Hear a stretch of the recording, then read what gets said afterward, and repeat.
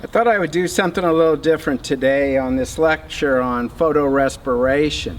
And instead of using a blackboard or standing on a golf course or an athletic field or even using a drop-down screen, I thought I would use my car as the backdrop and actually use it as a prop to discuss photorespiration.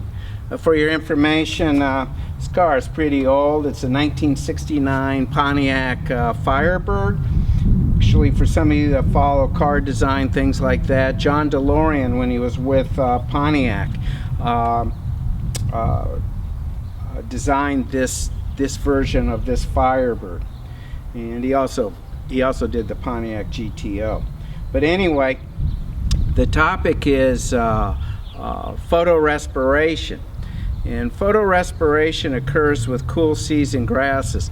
And if you think about, or if we go back and think about the light dependent reaction, the actual capturing of light and converting it to an energy form, you remember the C3 cycle, where carbon dioxide enters, it's attached to a 5-carbon compound.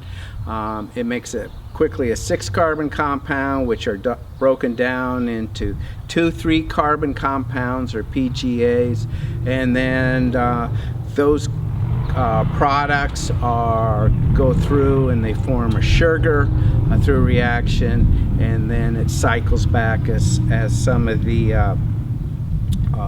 as the 5-carbon compound ribulose bisphosphate is reformed. Now, when it gets hot during summer times, the sun is out and temperatures rise, in that cycle for cool season grasses, the stomates actually will start closing, and what we see is that we don't get a free flow of CO2 into the plant, and actually the stomates close, and one of the byproducts of photosynthesis is oxygen. So what happens is oxygen builds up and the ratio between CO2 and oxygen changes. So sometimes when this ribulose bisphosphate and this 5-carbon compound come back around, instead of a CO2 attaching, an oxygen attach, which is a wasted basically cycle, because in this situation when the oxygen attaches we get a 3-carbon compound, PGA, but then we get a 2-carbon compound, and actually what we see is in that situation we've seen oxygen consumed, and with this 2-carbon compound the CO2 is evolved. So actually that's where the word quote-unquote respiration comes from. And the end result is that the plant's not very efficient in capturing CO2, so it sees a reduction in the amount of energy it's accumulating. Okay, so with cool season grass, all of a sudden you have a drop in your photosynthetic rate or net photosynthesis, and we're just wasting carbon dioxide or not being able to capture it. Now, warm season grasses, on the other hand, do not go through photorespiration. They go through, or because of they capture CO2 prior to that in the C4 cycle, which is then cycled deeper down before it enters the C3 cycle. The stomates remain open and the CO2 flows right in. Now, what's important from that concept is C4 grasses are much more efficient under high temperatures, sunny conditions, and cool season grasses. So really, when warm season and cool season grasses get into a competitive standpoint, under those kind of conditions of high temperature and high light situations, warm season grasses have a tremendous advantage in a competitive standpoint. For example, a weed like crabgrass, which is a C4 plant, does extremely well in a cool season lawn that's dry and open. because it really had, the cool season grass is really working at a reduced competitive edge because they don't have as much photosynthetic, or they're not capturing CO2 as efficiently. Now, what's that got to do with this car? All right. Well, I was kind of thinking about an analogy.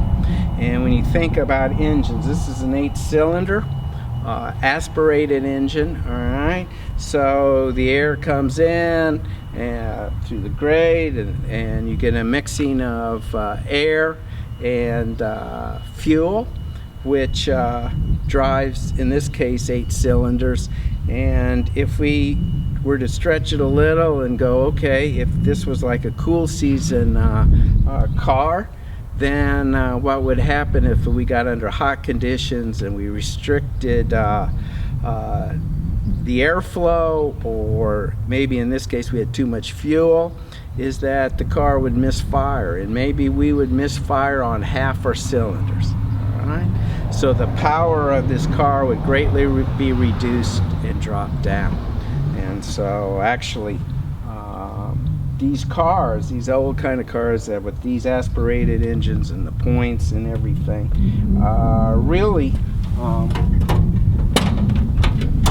don't know if you can see it, it's kind of interesting. Back then they didn't even lock the hood, so you could go up to any car and pop it open. But anyway, you're seeing a reduction in the energy of the car. And actually this car, when it's hot outside, it does not run as well as it does when the temperatures are cooler. And I might stretch a little. What about turbocharged cars? Well, if I was going to make the analogy, maybe I assume that was like a warm season grass, because in that case, turbocharged forces air into to be compressed by the engine and stuff. That's what turbocharged does. So in this case, I guess with warm season grasses, they leave their stomates open. There's no restriction to that air, and that air is just kind of flowed in. So anyway, that's kind of a quick overview of photorespiration. Obviously, I'll be adding some pictures in there to this presentation so you can follow along. Now, one last thing. Before I go out, people say, well, you know, what do you use for a stress reliever, or what's your hobby? This is my kind of hobby. It's a kind of expensive hobby, but anyway, this is what I like to do to relieve any kind of stress, or if I have some free time. And so back in the day, in the 60s, they used to cruise and up and down roads, and I assume they still do that now. But if you could name the song, or if you could name the group who's singing this song, and email me that answer or text me that answer, I'll give you a point or two extra bonus for suffering through this presentation. So again, text me if you can figure out the group that sang this song that's playing. It's what they would call one-shot wonder, or one-shot hit. So, okay. Maybe you want to hear me start it up, and I'm going to leave. Hopefully it'll start.